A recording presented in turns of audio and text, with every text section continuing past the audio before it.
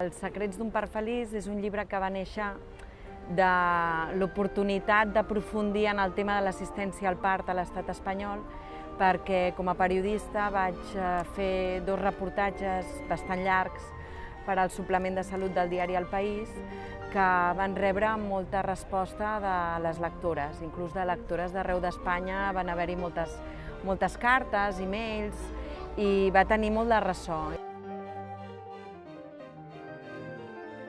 I el que pretén el llibre és explicar quina és la situació actual de l'assistència al part a Espanya.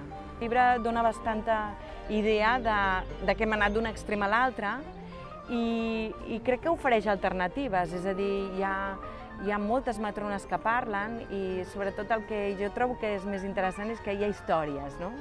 Hi ha històries, però són històries diferents perquè les persones que han revolucionat el part a Espanya estan a hospitals comarcals.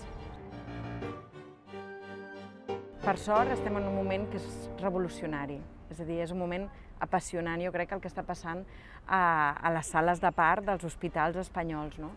Perquè durant diverses dècades s'ha estat assistint al part d'una forma molt tecnològica, fruit de tots els avenços que s'han aconseguit en els últims 30-40 anys, no?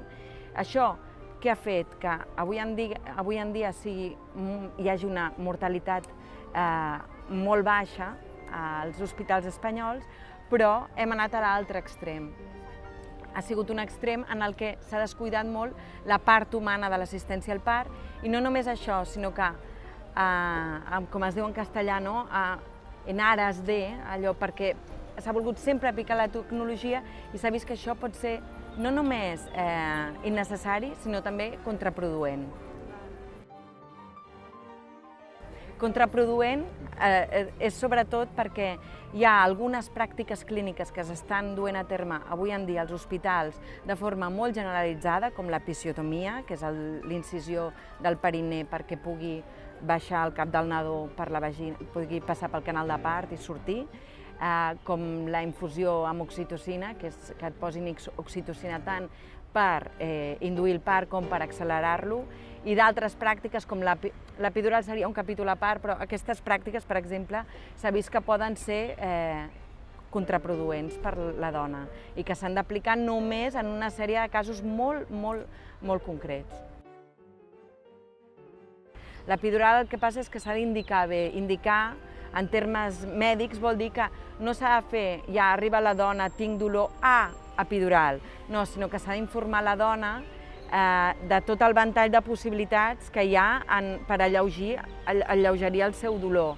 Que sempre, pel que diuen les matrones i els metges que en saben, ha de ser de menys a més. És a dir, per començar, està molt comprovat que la dona es pugui moure, tal com ella vol, durant la dilatació. Hi ha una sèrie de posicions que moltíssimes matrones que en saben moltíssim saben que poden alleugerir el dolor.